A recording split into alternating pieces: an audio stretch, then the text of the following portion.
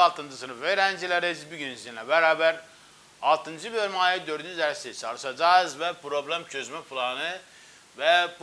çözme planı bugünkü dersimizde nasıl yapacağız? Şablon oluşturarak yapacağız. Evet sevgili öğrenciler, problem çözme planına ait olan sorulara geçelim. İlk sorumuza geçiyoruz. Evet sevgili öğrenciler, sorularımıza geçiyoruz. İlk sorumuz bir romanda Muhammed cumartesi günü 2 sayfa, pazar günü 3 sayfa ve pazartesi günü 4 sayfa okuyor. Muhammed bu şekilde okumaya devam ederse perşembe gününe kadar kaç sayfa okumuş olur? Sevgili öğrenciler, burada soruda gördüğünüz gibi verilen nedir burada? Cumartesi günü ne kadar okuyormuş? 2 sayfa. Pazar günü 3. Pazartesi günü 4 sayfa okuyor. Bu şekilde devam ederse istenen nedir burada? İstenen eğer bu şekilde devam ederse perşembe gününe kadar kaç sayfa okumuş olur? Bu istenendir. Ne yapıyoruz burada? Günleri yazalım sevgili öğrenciler. İlk cumartesi günden başlıyor burada. Cumartesi günü cumartesi, pazar, pazartesi,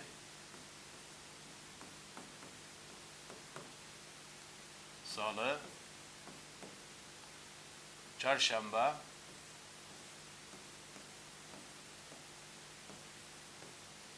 ve perşembe.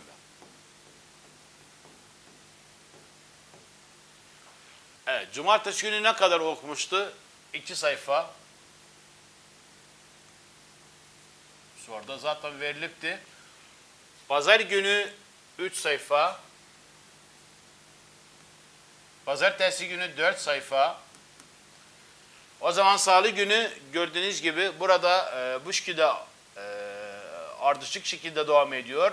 Salı günü 5 sayfa okuyacak.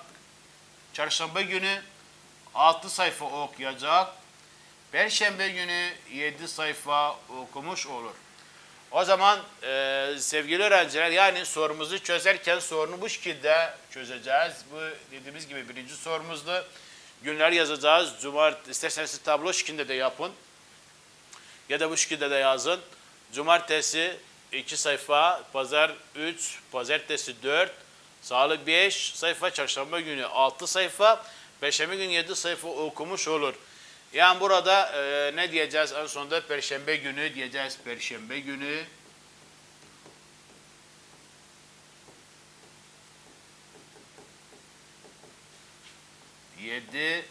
yedi sayfa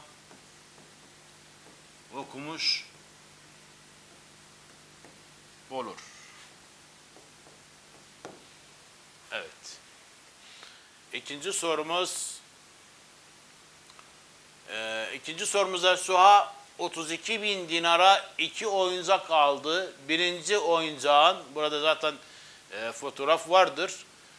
Birinci oyuncağın fiyatı ikinci oyuncağın. Evet sevgili öğrenciler, ikinci sorumuza geçiyoruz. İkinci sorumuzda gördüğünüz gibi bir tane fotoğraf vardır. Oyuncak fotoğrafı. Soruda ne demiş? Suha 32.000 dinara 2 oyuncak aldı. Birinci oyuncağın fiyatı ikinci oyuncağın fiyatından 8.000 dinar daha fazladır. Buna göre her bir oyuncağın fiyatı kaçtır? Sevgili öğrenciler, gördüğünüz gibi soruda ne verilipti burada?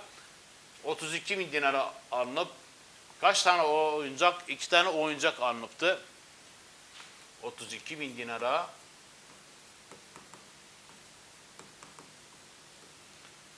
2 oyuncak alınıp, tamam. Birinci oyuncağın fiyatı ikinci oyuncağın fiyatından 8.000 dinar daha fazladır. Birinci, yani burada ikincini buraya yazalım, birinciden buraya yazalım. Bu ne kadar, birinci ne kadar fazladır ikinciden? 8.000 dinar. İstenen nedir burada? Buna göre her oyuncağın fiyatı kaçtır? Her bir oyuncağın fiyatı kaçtır? Evet, ne yapacağız burada? Tablo şeklinde çözeceğiz. Yazacağız burada. Burada ikinci oyuncağı yazalım. fiyatı. İkinci oyuncak yazıyorum yalnız. Burada birinci oyuncak yazalım. Birinci oyuncağın yani fiyatı birinci oyuncak. Bakalım fiyatları ne kadar olacaktır tahmin edeceğiz burada. Burada ikinci oyuncağı 4000 düşünelim. 4000 yazacağız. Daha sonra birinci oyuncağın fiyatı ne olur burada? Fiyatı olur 4000 artı 8000. Peki bu 8000 nereden geldi? Soruda verildiği gibi soruda birinci oyuncağın fiyatı ikinci oyuncakta ne kadar fazladır? 8000. Eğer bu 4 ise bu 8000'den fazladır. Yani bunda ne olur? Toplamı olur 12. 12.000 olur. Bunda toplaması için sıfırlar topla. Daha sonra 4 artı 8 12 yapar. Evet 12.000. Burada 12.000 ile dikkat edelim. 12.000 artı 4.000 kaç yapar? 16.000 yapar. Ama toplamı ne kadar almıştı? İki oyuncağın toplamı ne kadardı soruda? 32.000'di. O zaman tahmin yanlıştır. Yani daha başka bir tahmin düşüneceğiz. Bunu 8.000 düşüneceğiz. Tamam. Bunu 8.000 düşüneceğiz. 8.000 artı 8.000. Bu 8.000 nereden geldi? Dediğimiz gibi çünkü birinci oyuncak ikinci oyuncaktan 8.000 lira fazladır. 8.000 artı 8.000 kaç yapar? 16.000. Tamam. 16.000 ile 8.000 dikkat edelim.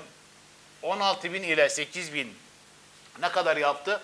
24.000 ama soruda 32.000 vermişti. Yine tahmin yanlıştır. Bir başka tahmin daha yazacağız. 8.000 bunu bu defa 12.000 düşüneceğiz. İkinci oyuncağın fiyatını bu defa 12.000 düşüneceğiz. Birinci oyuncak mı olacak burada? 12.000 artı 8.000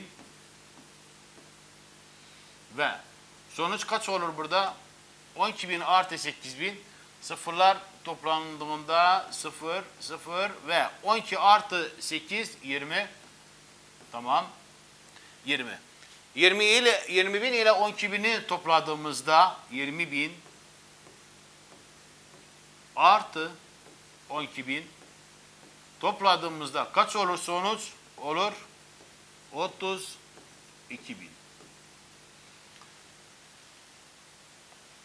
Evet.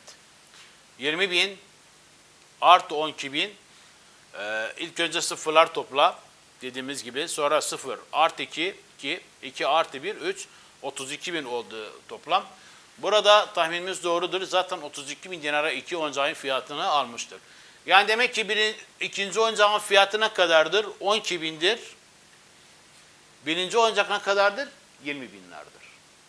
Evet sevgili öğrenciler, 3. sorumuza geçiyoruz. 3. sorumuzda ilkokul 6. sınıflar arasında bir bilgi yarışması düzenlendi. Yarışmaya 4 sınıf katıldı. A, B, C'de yarışmayı B sınıfı D sınıfından sonra ve C sınıfından önce bitirdi. A sınıfı B sınıfından sonra ve C sınıfından önce bitirdi. Buna göre yarışmayı hangi sınıflar kazandı? Sevgili öğrenciler burada 4 tane sınıf vardır. A, B, C, D sınıfları. Burada yarışmaya katılmışlar. Yarışmaya ne diyor? Diyor B sınıfı D sınıfından sonra. B sınıfı D sınıfından sonra. Yani demek ki ilk önceki hangi sınıfı yazacağız burada? Çözüm ne olacak burada? Çözüm yani ilk önce D'ni yazacağız burada. D sınıfı. Neden? Çünkü ne diyor? Yarışmayı B sınıfı D sınıfından sonra B o zaman daha D'den sonra ne yazacağız? B sınıfı. Tamam. Sonra ve C sınıfından önce bitirdi. C sınıfından önce bitirdi. A sınıfı B sınıfından sonra ve C sınıfından önce bitirdi. O zaman demek ki buraya A yazılacaktır, buraya C yazılacaktır. Yani sıralama ne olur burada? D, B, A, C olur. Buradan tekrar yazıyorum. Harflerin sıralamasını biliyorsunuz. Harfler ilk önce hangi harften başlar sıralamada? Tabii A, B, C, D. Burada A, B, C'de sıralama nasıl oldu burada? Oldu D, B, A, C. Ve çözümü bu şekilde olur sevgili öğrenciler. Evet sevgili öğrenciler son sorumuza geçiyoruz. Buradan son sorumuzda 5 kişiden her biri diğeriyle el sıkışmak istiyor. Kişiler birbiriyle kaç kez el sıkışacaktır? Bunu isteniliyor sevgili öğrenciler.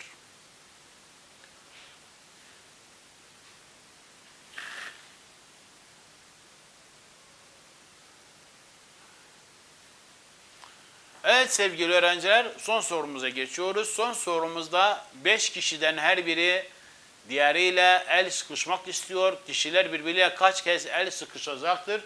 Öyle demiş. Yani burada kaç tane kişi vardır? 5 kişi vardır sevgili öğrenciler. Yani 5 kişi, birinci, ikinci, üçüncü, dördüncü, beşinci. 5 kişi vardır burada. Tamam.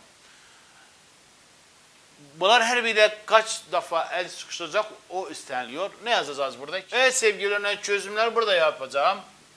Birinci kişi burada hangi kişilerle el sıkışacak? İkinciyle. Bir defa ikinciyle. Üçüncüyle el sıkışacak. Daha sonra dördüncüyle ve beşinciyle. Buna virgül yazalım. Beşinci kişiyle. Evet. Şimdi ikinci kişiye gelelim. İkinci kişi birinci kişiden el sıkıştı, daha artık buraya yazmayacağız. İkinci kişi hangi kişilerle el sıkışacak? Üçüncüyle, dördüncüyle ve beşinciyle.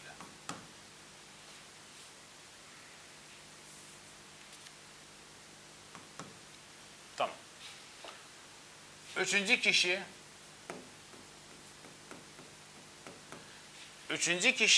birinciden ikinciyle el sıkıştı. Hangi kişiler kaldı geriye? Dördüncü kaldı. Dördüncü ve beşinci kişi. Dördüncü kişiye gelelim. Dördüncü kişi yalnız kimiyle el sıkışacak? Beşinci kişiyle.